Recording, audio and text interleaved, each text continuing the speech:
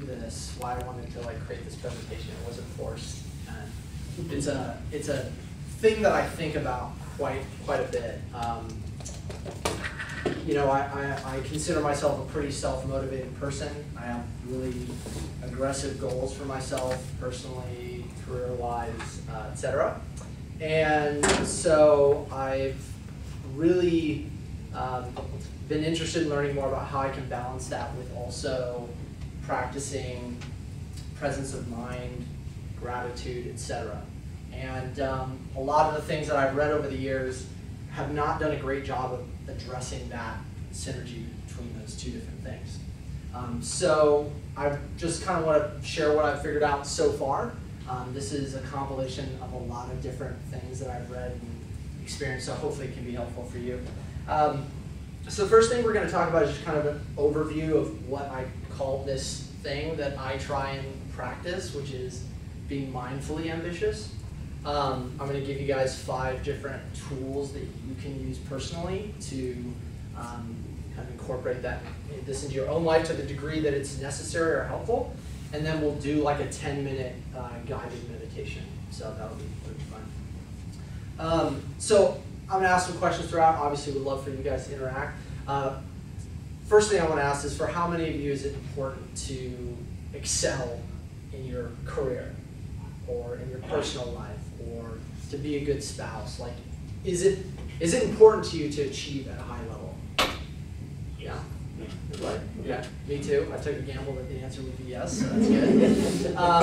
How many of you occasionally find yourselves dealing with stress or anxiety or challenges or grappling with some of the things that are a byproduct of that, like desire to succeed?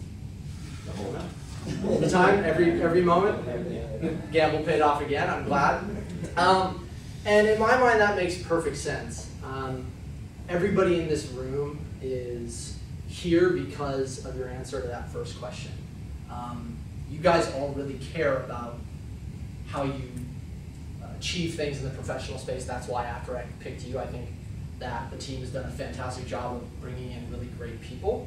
And that's important because if we're successful at doing what we're attempting to do, which is power a majority of the world's software transactions, that's a pretty major paradigm shift in the market. That's not something that's going to be achieved by people who are like, yeah, it may be cool, but like it's not that important to me. So it doesn't surprise me at all that in the context of this working environment, these are the type of people that we brought together. Does anybody know who this guy is? No, but I like his face. Okay. His name is Mikhail Prokhorov, and he's a Russian billionaire. He's most known for his part ownership of the New Jersey Nets basketball team. And I remember seeing a 60 Minutes interview of him. This was like late 2000s, early 2010s, where he says, I like to be in stress. It's my competitive advantage. And I held on to that for a pretty long time as my like secret sauce. I was like, you know, I'm stressed, I'm anxious, I'm pursuing these goals kind of frantically and hanging on for dear life. And that's what allows me to succeed. If I lose that, I'm going to have a really hard time continuing to achieve at the level that I want to achieve. So it worked for a little while, but especially during a span of my college years, my load was really crazy. I was working, going through some stressful times personally, and I just blew a gasket, had a nervous breakdown, and so that was a bummer. That was not. I was like, all right, I'm gonna have to rethink this. The good news is that I went and saw a therapist, and he really wasn't a therapist. He was more of like a meditation teacher. And so that started this journey for me, like probably 8 years ago when I decided, I'm gonna try and get a better strategy in place. Ambition is a wonderful tool, but it can be a terrible master if you let it, and that's exactly what happened with me. So what I'm getting at is how can we combine what's evoked by this imagery, which is clarity, peace, space, tranquility, with a desire to achieve at a really high level, which evokes a different type of imagery, which is power and speed and aggression and extraordinary accomplishment. So that's how I got to mindful ambition, the practice of maintaining awareness, humility, and gratitude in the pursuit of extraordinary accomplishment. So the 5 tools are really harkening back to this theme. The first thing I want to talk about is success. Everybody, of course, has totally different definitions of what it means to be successful, as it should be. Hopefully you guys have your own concepts of what that means. If you don't, you should write them down. But in our brains, by default, the way that we process success is kind of weird. If we look at a graph of goals over time, and interrupt me if this is not the case for you, I'd be interested to hear it. We plot success as a point in the future that once we hit, things kind of get to calm down for a little while. Like, I'll sell the business, I'll hit the sales goal, I'll get through project X, I'll get this title, whatever it might be for you individually. I'm kind of speaking in professional terms, but maybe it's to get over a health issue or resolve an issue with a spouse. Not uncommon to look at it like this. When the reality is that success, particularly for people that are highly motivated, looks more like this. It's an asymptote. We have a really hard time getting permanently into a state of success, because I know I've experienced it. As soon as you reach a goal, the way that your mind works, normally you're going to recalibrate. And suddenly that point moves, and then it moves again, and moves again. And this is true of the most successful people in the world. Very rarely do you hear from people who are like, no, I'm good. It's a wrap on my success, and I'm just going to hang out from here. And yeah, your answer to that first question I asked you really, I think, validates that you guys are trying to achieve at high levels, so are most everybody in this building. And so this is always going to be moving for you. I doubt if for a very long period of time, there will surely be temporary periods where it sits still for a little while, but it's, for the most part, going to continue moving.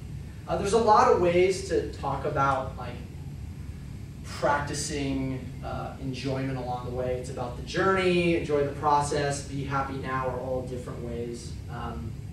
There's this guy named Earl Nightingale, who's like one of the fathers of modern self-development.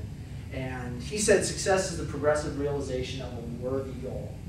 So a worthy goal is something that's not going to harm yourself or others. If you're like trying to be the #1 crack dealer in San Francisco, that probably doesn't constitute a worthy goal. But what's most important is progressive realization. So if you are moving towards that goal, that means you're successful, period. You're already there. And that's really hard to digest, just being self-motivated people, goal-driven people, because it's like, no, the goal is really the thing. But in fact, it's really not. And you hear this over and over and over again. I read a lot of biographies. I don't know if you guys like that type of narrative, but very commonly people are like, man, I was having so much fun. Like, I wish I just would have calmed down a little bit along the way. So first exercise related to redefining success that I want to give to you guys is taking a success inventory or a self-appreciation inventory. This is really hard to do by yourself, believe it or not. Because if you're self-motivated, you're going to get back into the old mental pattern of like, well, actually, I haven't done anything yet. Like, I'm still trying to get to do the things that I want to do. So what I would recommend is you find a loved one, a friend, a coworker if you're comfortable with that. Take them out to lunch and tell them to outline why they think you're successful. That's a really personal conversation. It'll probably help if you like buy lunch or a couple drinks, depending on how many friends you have. And obviously return the favor and listen to what you hear. It's kind of like having a conversation with your grandmother. Like, if I told my grandmother, like, hey, Grandma, remember I graduated high school? She'd be like, yeah, awesome. But obviously that's so far in my rear view, I don't even think about that anymore, right? So that's the first thing. I would really encourage you to do that. Second thing I want to talk about is practicing gratitude. This is like a very buzzy term, but hopefully we can kind of get down to what the root of it is. Does anybody recognize this guy? Napoleon? Bingo. So this is painted by Paul Delaroche. This is Napoleon at Fontainebleau. This is when he signed the treaty that submitted his empire to the other powers of Europe. They were dissolving Napoleon's empire. And, you know, it was a very dramatic rise and fall. But look at that face. I mean, I've been there before, right? And if only there was a time, you know, 2 years earlier, 3 years earlier, that Napoleon would have been like, you know what, I'm good. But he wanted to eat the world, right? He wanted, you know, it was going to be the Napoleon universe. That was his goal. And had he found a way to sit down and look at, you know, obviously his possessions or his power or his influence, and taken a moment to recognize how much he had to be grateful for, you know, maybe he wouldn't have A, been such an asshole, and B, not ended up like this before being exiled. You guys definitely want to know who this guy is. He's a subject of a documentary called Happy, which I recommend you guys all watch. His name is Manoj Singh, and he lives in the Calcutta slums in India. And he is like super happy. He cites several things in his life that he's really appreciative on a daily basis. So we'll look at this. House. He's like, I love my house. It doesn't have any walls, but that's cool because I get all this fresh air in and out so like it doesn't get too hot. And I love my neighbors. Like, we live on top of each other, but when I come home, we laugh and we share space, and that's really positive for me. He likes his job. He drives a rickshaw. And he even cites the fact that, you know, sometimes there's like these crazy torrential downpours, but I know even when, you know, and he's wearing like sandals, I know that the next ride I get, when it dries off, I'm going to run and my clothes will dry. So it's not that big a deal. And then obviously he loves his kids. It's kind of a universal theme of gratitude, being grateful for your children, but we so seldomly apply that to other areas of our life. You know, you got miserable Napoleon and, you know, happy Manoj. He looks like he's in pretty good shape. I don't have a Where Is Manoj Now update, but at the time of filming, he seemed like a pretty happy guy. So a really common way to practice gratitude is to keep a gratitude journal. So I have a couple entries of my own. This stuff boils down to the most trivial stuff. You will be shocked at how boring the most exciting parts of your life and your day are when you go back and review these. I'm like, say flight, my employee arrived on time, that was a big deal. I had a good book, okay? 2014, that day I was feeling really good about the opportunity to be an entrepreneur, to go out and fight it out, even though it was a clawing battle. Ashley being a good partner to me, supporting me, even though I was probably a total pain. I was Napoleon. My health, I had a buddy who came down with ulcerative colitis out of nowhere and totally changed his life. He's fine now. It's in remission just about. But I was like, whoa, this is so weird. Like, that could be me. There's nothing different. I grew up in the same town as I've known them my whole life since we were kids. And so at that moment, I was feeling really strongly appreciative of my health. This is more recently. I'm part of a reading group, and one of my buddies gave me a great pep talk. Recently, I don't even know what it was about. Productive meditation session, even though I took some time off. And I went to a startup festival, the Launch Festival. I talked to some of you guys about that, and I just was like really motivated, feeling really charged after that. It's never the like, I hit the sales goal, I closed the deal, I pushed to production. It's so rarely those things. It's these very diminutive daily experiences that show up here. There's a book called Motivation Manifesto written by Brendan Burchard, which I'll recommend to you guys. And he calls it being joyous masters.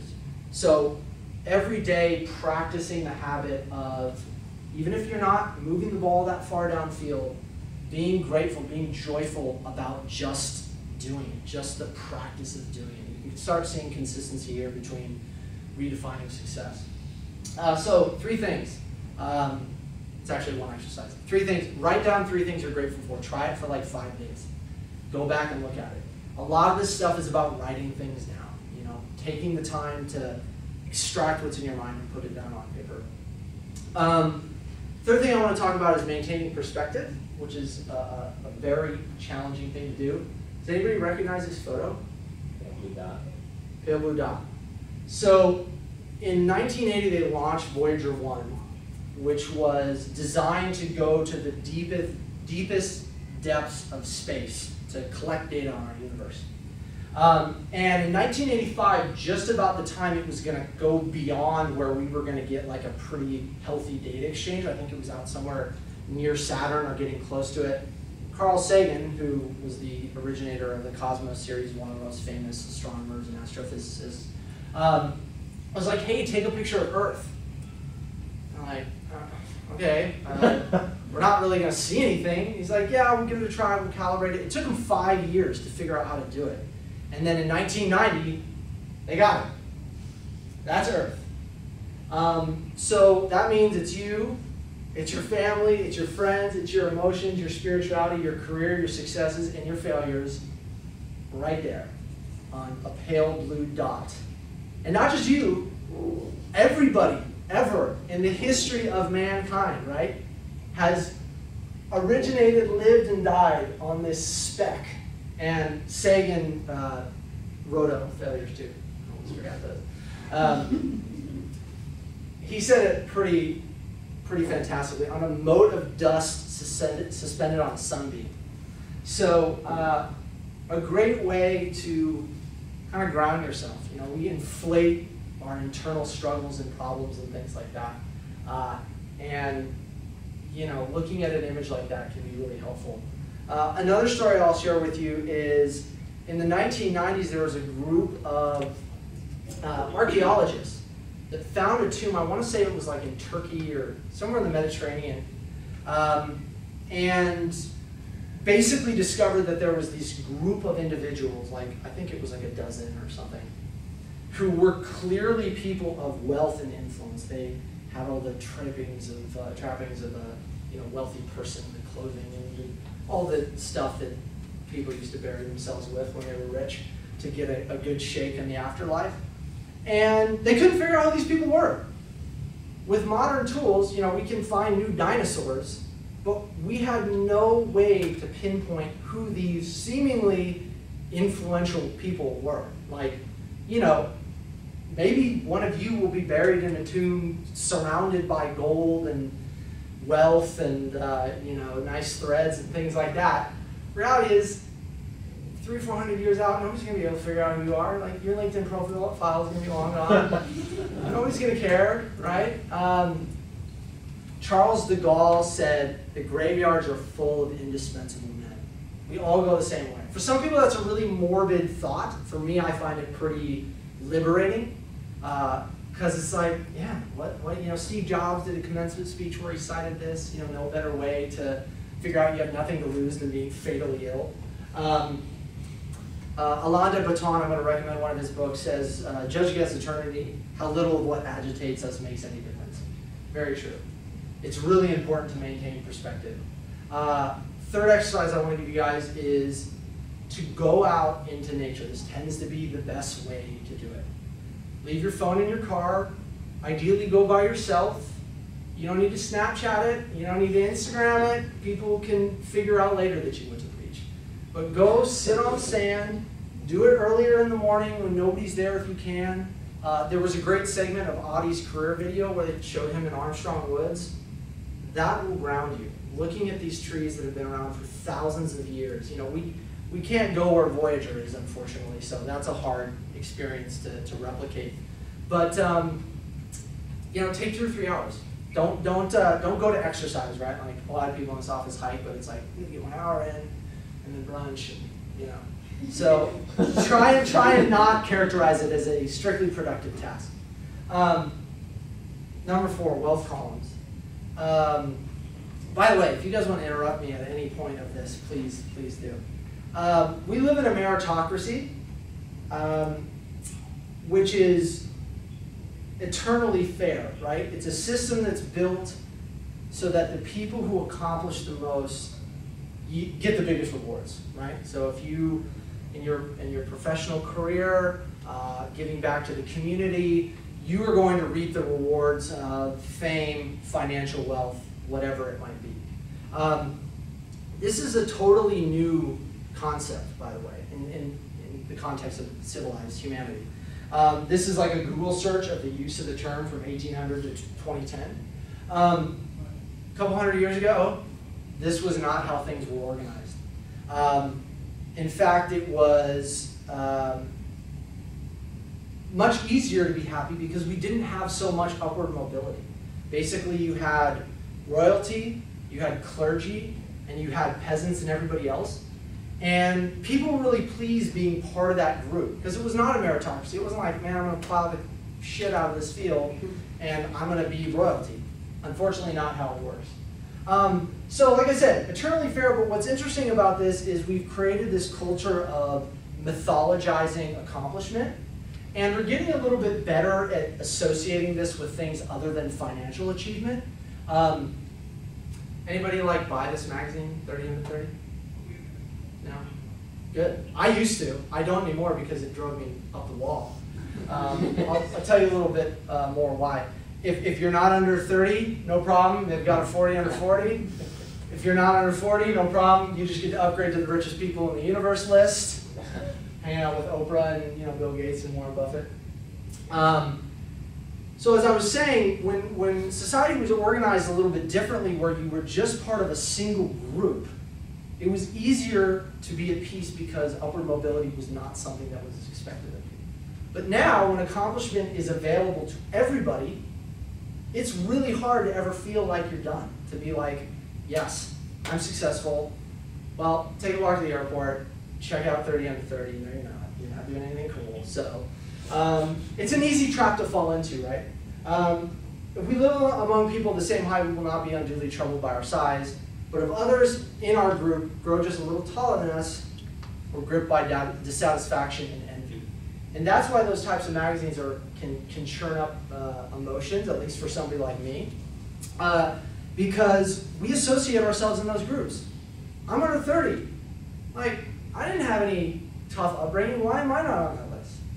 I'm under 40. I'm a person. Why am I not the richest person on earth, right? We're in a meritocracy. Like, what am I missing? This is the same type of anxiety that arises around like high school reunions. You like get the gym membership before you go, so everybody knows you can still, throw football and cheerlead or whatever. What we forget is that the most important things in our lives are actually spread around a lot of different categories. And I said they're getting a little bit better at acknowledging people in social entrepreneurship or in other areas. But for the most part, the people that rise to the top are achieving pretty great things financially. That's just the unfortunate reality of the meritocracy. That's our measurement. How much money are you making, right? But there are a lot more important things in our finances: body, emotions, relationships, career, spirituality, time. These are all things that make up the fabric of our lives. So if we go back to one of these magazine covers, what's really easy to do is go, bam, Marissa Mayer is crushing it, right? She's on the cover of Fortune magazine. Like, right? She's amazing. She's clearly, like, she's in great shape. She looks stoic, but, strong. Probably has good relationships. Her finances and her career are obviously in good shape. She's a smart person. She's probably practicing, spirituality. And I mean, she's CEO of the company. She can do whatever she wants. Her time is fine. Realistically, we have no idea about any of these things. And unfortunately for Marissa, she's had a tough last couple of years. You could point to finances. Maybe she's loaded. Maybe not. Maybe her Yahoo Wealth is in stock, and we all know how that's doing lately. So it's really important to take a moment to recognize how you stack up in all these columns. We can sometimes, in a meritocracy, focus on finances and professional achievement being the most important thing. There are other columns. Fourth exercise I want to give you guys related to wealth columns is sitting down and plotting yours out. It seems so arbitrary, but just taking the time to think about our wealth in other areas. Again, I'll use the story about my friend again. But before that, I might have been like, I'm not bench pressing or squatting when I want, so health is like down here. And then hearing from him, and he just got thrown in a hole, and I'm like, yeah, maybe I would reevaluate that. A lot of things we take for granted in our wealth columns. Last thing I want to talk about, thank you guys for your patience, is mindfulness and specifically meditation. So I asked a few if you had an active practice, and it doesn't sound like anybody does, so that's cool. Great time to start, but it is very confusing to breach this field of discussion. I did it yesterday, Google meditation. Articles like 108 different types of meditation, 12 types of meditation. There's Zen meditation, transcendental meditation, chakra meditation, yoga, vipassana, mantra meditation. There are different religious factions that have philosophies on how to meditate. The best description I've read so far is just this simple idea of monkey mind versus lion mind. So, what are the words that come to mind when you look at this little guy? What's that? Childish, okay. Mischievous, okay. Nervous? I don't want to say something, I'm not going to say it. He's kind of curious, yeah, like, what's over there? Kind of like checking out, hanging on. Oh, this guy. I will eat you. Yeah. Confident, right? Like, I make my decisions, I execute, okay? This is ultimately what we're getting at in meditation, is monkey mind is the little curious guy who's kind of nervous and hanging on and is going to grasp at every shiny object he can get his hand on, right? And so our minds will bounce from one thing to the next very quickly, and we find it hard to focus. Meditation is designed to start like entering your own mind, journeying within to observe that monkey mind and start to quiet it down into creating a mind that's much more calm, confident, focused. And when you first start meditating, it is really, really hard. And then it gets a little bit easier and a little bit easier. And what's great is soon, this lion mind starts exiting your meditation practice and coming into your daily life. So instead of just your meditation being the time that you're most at peace or most calm, it extends into your morning or to your afternoon. And you get to this place where you're not that nervous guy who's just grappling with daily stuff that really doesn't matter. Blaise Pascal says, all men's miseries derive from not being able to sit alone in a quiet room or in a quiet room alone. So true, especially now. Like these things, man. Nobody just sits down and spaces out anymore. It just does not happen. So meditation can be a great way to start recapturing that time. So I would challenge you guys to start a practice. If you have not, we'll do a quick run through in just a minute here. There are a lot of tools available now that make it really easy for you to start. And so if you're not challenged with any of this stuff, great. Like, come talk to me. I want to figure out how you're doing it. I'd love to learn from you. Thing to note about meditation, it is the easiest thing to shed from your schedule. Not practicing meditation for 10 minutes in the morning is like, I can live without it, right? Because you've lived without it for however many years you've been on the planet, potentially. You need to be intense about meditation. It's the same thing as a workout routine, a diet, being a good spouse, taking care of your kids. You really need to prioritize it for it to be useful and habitual. That's a really important part here. If you meditate once a month, probably not going to do anything for you. So as the last thing I'm going to challenge you guys to do, I would say to start a practice. Come talk to me if you want more input on how to do that. What's cool about all these categories, after I put these together, I realized you sound pretty familiar in the context of AppDirect. A lot of these things apply to our existing values, right? True North is all about understanding where we're going long term, having a grounded understanding of where we're trying to get, not just grasping at that next threshold, right? PMA, to be grateful, you have to be positive. There's no other way to do it. Maintaining perspective is all about humility.